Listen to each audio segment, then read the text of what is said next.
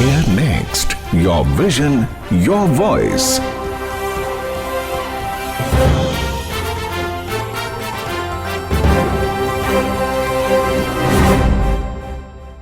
Hello friends, स्वागत है आप सभी का FM रेनबो 102.6 के कार्यक्रम एयर नेक्स्ट में। मैं हूं अभ्युदय कुमार मिश्रा और मेरे साथ हैं मेरी दोस्त अंजलि और कुछ और साथीगण।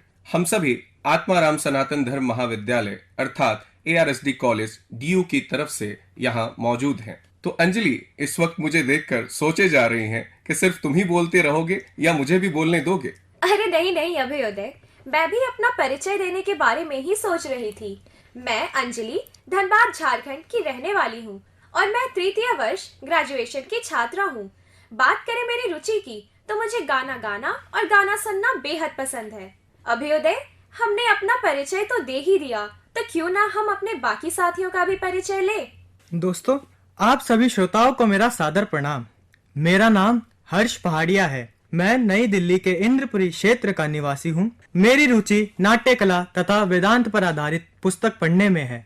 मेरा नाम आदर्श है और मैं मूलतः बिहार से रहने वाला हूँ और मेरी रुचि वाद विवाद करना और कविता पाठन में है। नमस्कार दोस्तों, मेरा नाम आरुषि चौहान है। मैं दिल्ली की निवासी हूँ और अगर बात करें मेरी रुचियों की तो मुझे गाना सुनना और नए लोगों से मिलना और बातें करना पसंद है। मैं आदित्य भारद्वाज आप सभी को नमस्कार करता हूँ। मैं मूलतः बिहार के डेहरी ऑनसन से संबंध रखता हूँ और बात करें मेरी रुचियों की तो मुझे किताबें पढ़ना और बांसुरी बजाना बहुत पसंद है। धन्यवाद आप सभी साथियों का। अंजलि, इन सभी की रुचियां सुनने के बाद मैं भी आप सभी को अपना इंटरेस्ट एरिया बताना चाहूंगा। यदि मैं अपने इंटरेस्ट एरिया की बात करूं तो मुझे भाषण, वाद विवाद, नृत्य संगीत, मंच संचालन एवं लेखन कार्य पसंद है। 12वीं पूरी होने के साथ मेरी एक कविताओं की पुस्तक सरिता एक सरस प्रवाह भी प्रकाशित हो चुकी है। तो हम सबका परिचय तो हो ही गया और आज हम युवा और खेल पे बात करने वाले हैं। हाँ अंजलि, विषय तो बड़ा रोचक है। अंजलि, जैसा कि आपने हमें बताया था, आज का विषय है युवा और खेल। यह सुनकर याद आता है कभी बचपन में हम सभी ने लुका छिपी, पकड़म पकड़ाई जैसे खेलों से खेलना शुरू किया और आज ऐसा लगता है कि जिंदगी भी उसी खेल का नाम है। जो हमने उस समय सीखा, हमें लगता है कि हम आज भी उसे अपने साथ ही लेकर चलते हैं। यहाँ तक कि माता पिता भी अपने बच्चों को स्टेडियम तक आज छोड़ने जाते हैं, उनके लिए बैठकर तालियां बजाते हैं। और भला ऐसा हो भी क्यों ना।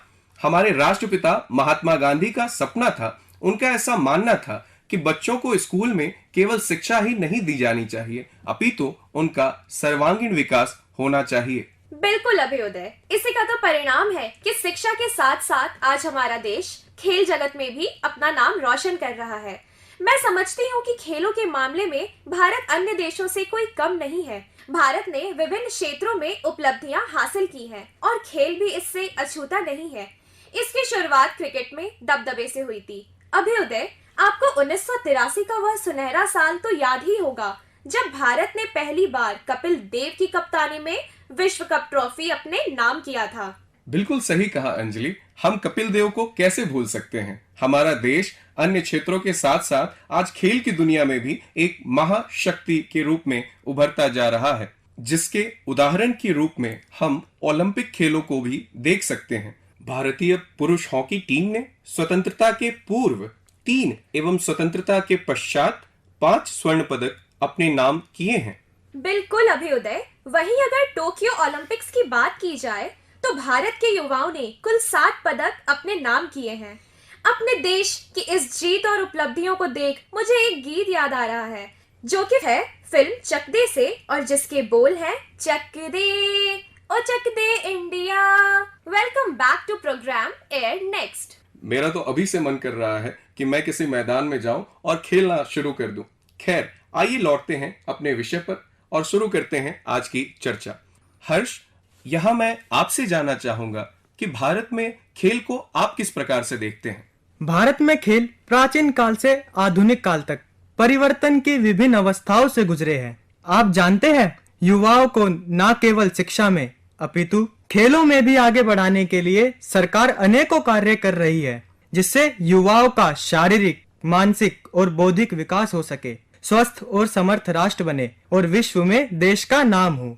तो आइए दोस्तों, अब हम जानते हैं कि देश में किस किस प्रकार के खेलों का प्रचलन है। यहाँ अनेकों प्रकार के क्षेत्रीय खेल है, जैसे कबड्डी, शतरंज, खो खो, कुश्ती, गिल्ली डंडा, तीरंदाजी, गदा आदि।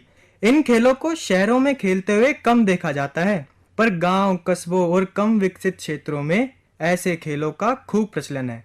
आदर्श, तुम जानते हो मैंने भी इनमें से कई क्षेत्रीय खेल खेले हैं, जैसे खो खो और कबड्डी। भारत में अनेकों खेलों के साथ साथ कई प्रकार के मार्शल आर्ट्स भी उपलब्ध है, जो कि अत्यंत रुचिकर है। जैसे केरल का प्रसिद्ध कलरीपयट्टू, जो शरीर के विज्ञान पर आधारित एक मार्शल आर्ट है। ऐसे ही एक आर्ट है मणिपुर का प्रसिद्ध थांग ता, जिसे हुयन लैंगलोंग भी कहते हैं। पंजाब का प्रसिद्ध गतका, मध्य प्रदेश का मलखम्ब एवं तमिलनाडु का सिलंबम आदि। और तो और यह आर्ट्स युवाओं में अत्यंत प्रचलित हो रही है। आज भारत में कई क्षेत्रीय स्वदेशी खेल है जो देश के युवाओं में अति लोकप्रिय है, जैसे कबड्डी और खो खो। इन खेलों को विश्व में और देश के युवाओं के बीच और विख्यात बनाने के लिए देश की सरकारें अनेकों कार्य कर रही है। भारत में कबड्डी ने गत वर्षों में राष्ट्रीय स्तर पर बहुत लोकप्रियता हासिल करी और इसमें बड़ा योगदान प्रो कबड्डी जैसे टूर्नामेंट्स का है, जिसने ऐसे क्षेत्रीय खेल को एक रुचिकर एवं नवीनतम ढंग से युवाओं के बीच प्रस्तुत किया। ऐसे ही हर क्षेत्रीय खेल को राष्ट्रीय स्तर पर प्रस्तुत किया जाए तो युवा इन खेलों के प्रति भी आकर्षित होंगे और क्षेत्रीय खेल भी उभरेंगे। जैसा कि हम सभी जानते हैं, हाल ही में माननीय प्रधानमंत्री जी ने गुजरात में 36वें राष्ट्रीय खेल महोत्सव का शुभारंभ किया, जिसमें लगभग 7,000 युवा खिलाड़ी भाग ले रहे हैं। इसका उद्देश्य युवाओं में खेल संस्कृति को विकसित करना और उन्हें स्वस्थ समाज के निर्माण के लिए तैयार करना है। एक रोचक तथ्य बताता हूँ, इन खेलों के लिए शुभंकर सावज है, जो कि आत्मविश्वास, जोश, प्रेरणा और सफल होने की आंतरिक इच्छा पर बल देता है। आखिर में मैं यह कहना चाहता हूँ कि भारत के युवा देश को खेल क्षेत्र में प्रथम बनाने की ओर अग्रसर है। बहुत खूब हर्ष, आपने हमें कलेरीपट्टू और थांगता जैसे खेलों के बारे में बताया। अब हम चलते हैं अपने साथी आदर्श की ओर और हम उनसे जानेंगे कि राष्ट्रीय और अंतर्राष्ट्रीय स्तर पर खेल क्षेत्र में भारत की भूमिका किस प्रकार से वो देखते हैं। जब हम बात करते हैं खेलों के राष्ट्रीय और अंतर्राष्ट्रीय स्तर के संदर्भ में, तो हम देख सकते हैं कि किस प्रकार हमारा भारत हाल ही के कुछ वर्षों में काफी उभरा है। मुझे याद आते हैं मेरे स्कूल के वह दिन जिसमें 1 से 2 पीरियड हमें खेलों के लिए ही दिए जाते थे। मेरे साथी, मेरे मंडली के मित्र स्कूल के ग्राउंड में जाकर कई प्रकार के खेल खेलते थे। व्यक्तिगत रूप से मुझे कबड्डी में बहुत मजा आता था। जिस प्रकार विद्यालयों में हम शिक्षित होते हैं, उसी तरह हम खेलों में भी आगे बढ़ते हैं। समय का पहिया घूमा और हम आ गए विद्यालय से महाविद्यालय में। यहाँ शिक्षा के जैसे ही खेलों के भी साधन, संसाधन और सीमाएं काफी बढ़ गई हैं। हम खेलों को अपना करियर तक बना सकते हैं और तो और कितने ही खिलाड़ी इन महाविद्यालयों से ही उभरे हैं। इसी तरह हम जोनल और इंटर जोनल प्रतियोगिताओं में भी भाग लेते हैं। इन्हीं परिश्रम के साथ हम पहुंचते हैं राष्ट्रीय और अंतर्राष्ट्रीय स्तर पर। दोस्तों, जैसा कि आप सभी को पता है कि हाल ही में राष्ट्रमंडल खेल में खिलाड़ियों ने अपनी प्रतिभा का प्रदर्शन किया। यह खेल मनोरंजन तो प्रदान करते ही हैं, साथ ही साथ खिलाड़ियों का प्रोत्साहन और आर्थिक और मानसिक रूप से भी बढ़ाते हैं। अनेकों राष्ट्रीय स्तर के खेलों का आयोजन हमारी सरकार कराती है। उदाहरण के लिए खेलो इंडिया यूथ गेम्स, खेलो इंडिया यूनिवर्सिटी गेम्स, अंतर महाविद्यालय खेल प्रतियोगिताएं। जो युवा इन स्पर्धाओं में निखरते हैं, वही आगे चलकर अंतर्राष्ट्रीय स्तर पर देश का प्रतिनिधित्व अपने अपने खेलों में करते हैं। इन्हीं नीतियों का असर है कि बीते कॉमनवेल्थ गेम्स में भारत ने 61 पदक जीते हैं। पिछले कुछ वर्षों में विश्व भारत को खेल जगत में एक महाशक्ति के रूप में देखने लगा है। बिल्कुल आदर्श, आपने एक बात बिल्कुल सही कही कि जो युवा इन खेलों से उभर कर आएंगे, वही एक समय में भारत का प्रतिनिधित्व भी करेंगे। अंजलि, आदर्श की बातों को सुनकर मुझे एक प्रेरणा सी मिली और मेरा मन किया कि क्यों ना हर मैदान को फतेह कर लिया जाए। तो यहाँ हम बात कर रहे थे खेल और युवा की। आदित्य, यहाँ मैं आपसे जानना चाहूंगी कि वर्तमान समय में युवाओं की खेल भावना और उनके लिए खेल जगत में दिख रहे अवसर पर आप क्या कहना चाहेंगे? बात यदि हम युवाओं में खेल भावना की करें तो इसके लिए हमें पहले अपने भारतीय इतिहास को देखना होगा।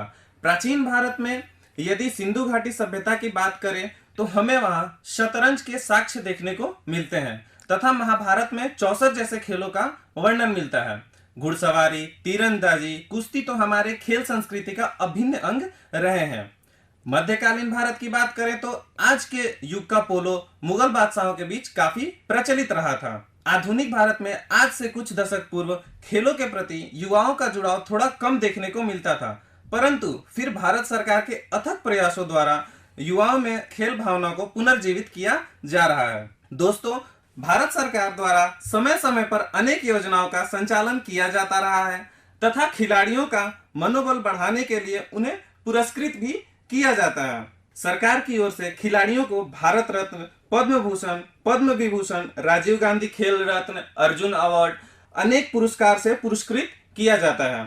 अगर बात करें खेलो इंडिया जैसे भव्य योजनाओं की, तो इसमें भारत सरकार युवाओं को आर्थिक सहायता देने हेतु भी तत्पर है। युवाओं के लिए पंचायत, जिला, राज्य तथा राष्ट्रीय लेवल पर अनेक कार्यक्रम का आयोजन कराया जा रहा है और साथ साथ इस योजना के अंतर्गत में खेलों को बढ़ावा देने के लिए खेल के मैदान और उससे रिलेटेड अनेकों इंफ्रास्ट्रक्चर भी डेवलप किए जा रहे हैं। भारत सरकार युवाओं में खेल भावना प्रबल बनाने के लिए वार्षिक खेलों का आयोजन भी कराती है। जैसे 2018 में दिल्ली में आयोजित खेलो इंडिया स्कूल गेम्स को देख सकते हैं। इसमें कई स्कूल के छात्रों ने पार्टिसिपेट किया। बात अगर स्कूल और यूनिवर्सिटी लेवल की करें तो स्कूल और यूनिवर्सिटी की तरह से भी अलग अलग तरह के खेल का आयोजन करवाया जाता है। युवाओं में खेल भावना को बढ़ाने के लिए हमें तथा सरकार दोनों को मिलकर युवाओं में खेल के प्रति जागरूकता को बढ़ाना चाहिए और खेल में अवसरों के बारे में युवाओं को बताना चाहिए। बिल्कुल आदित्य, मुझे पूर्ण विश्वास है कि आपकी बातों से हमारे देश के युवा और विशेषकर खेल जगत के युवाओं को आश्वासन मिला होगा। अंजलि, मुझे आदित्य की बातों से वो दो पंक्तियां याद आती हैं। उस नाम के लिए गुमनाम हो सको तो होना, उसे पाने के लिए खुद को खो सको तो खोना। ये हरियाली, ये फसलें भी चाहती हैं तुम्हें, मगर उस बंजर जमी को बो सको तो बोना। बहुत अच्छे अभ्युदय, आपने बहुत ही अच्छी पंक्तियां बोली हैं। जैसा कि हम सभी जानते हैं कि खेल से हमारे स्वास्थ्य को भी लाभ प्राप्त होता है। बेहतर शारीरिक समन्वय और संतुलन बनाने के लिए खेल आवश्यक है।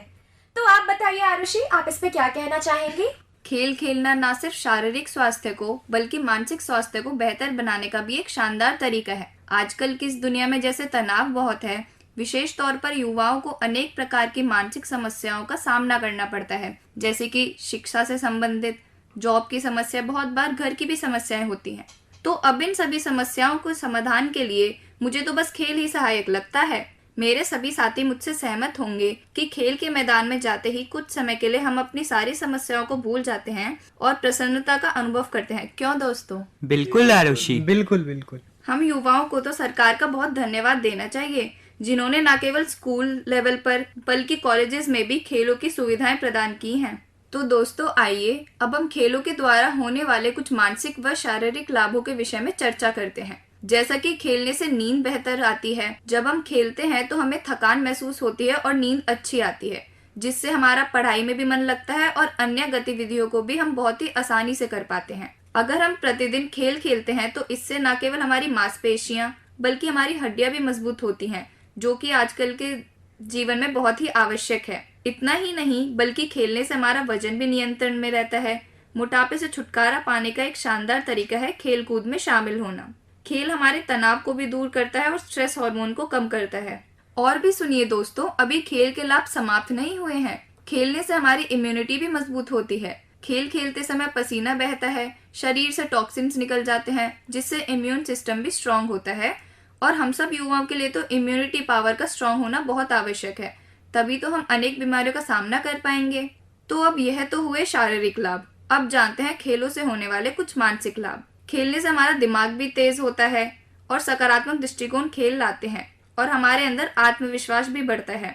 और दोस्तों, इसके साथ ही मैं आपको यह बताना चाहती हूँ कि अगर हम खेल को खेल की भावना से ही खेलेंगे तभी हमारा स्वस्थ मानसिक विकास होगा और हमारी तार्किक क्षमता भी बढ़ती है। तो संक्षेप में हम कह सकते हैं कि खेल ब्रेन बूस्टर की तरह काम करते हैं। खेल चीजों को सीखने में मदद करते हैं, सामूहिक कार्य की भावना उत्पन्न करते हैं और हार जीत का महत्व भी खेल खेलने से बढ़ता है। खेल से होने वाले इन लाभों को देखते हुए सरकार युवाओं को खेल में आगे बढ़ाने के लिए अनेक खेल योजनाओं को आरंभ कर रही है और खेल के क्षेत्र में करियर बनाने के लिए अनेक अवसर भी उपलब्ध करा रही है। और इसका परिणाम यह है कि आज हमारे देश के युवा अन्य क्षेत्रों की ही तरह अंतर्राष्ट्रीय खेलों में भी अद्भुत प्रदर्शन कर रहे हैं और भारत का नाम रोशन कर रहे हैं। आरुषि, खेल किस प्रकार से हमारे स्वास्थ्य के लिए लाभदायक है, इस विषय पर आपने बड़े ही विस्तार से हमें और हमारे श्रोतागण को बताया है। आपका बहुत बहुत धन्यवाद। बहरहाल इंडिया के गेम्स, इंडिया के प्लेयर्स हर चीज में अपना परचम लहरा रहे हैं। तो अंजलि, आज की चर्चा से हमने जाना कि भारत के युवा भारत का नाम खेल के क्षेत्र में भी बढ़ चढ़कर रोशन कर रहे हैं। बिल्कुल अभ्युदय, इसलिए ही तो कहा जाता है कि खेल व्यक्ति को शारीरिक, बौद्धिक और मानसिक रूप से विकसित करता है। और ये स्लोगन दिया गया है, खेलेगा इंडिया तभी तो बढ़ेगा इंडिया। क्यों अभ्युदय? बिल्कुल अंजलि, तो फिलहाल इसी नोट के साथ हम आप सभी श्रोताओं से विदा लेने की अनुमति चाहेंगे। आज्ञा दीजिए। नमस्कार।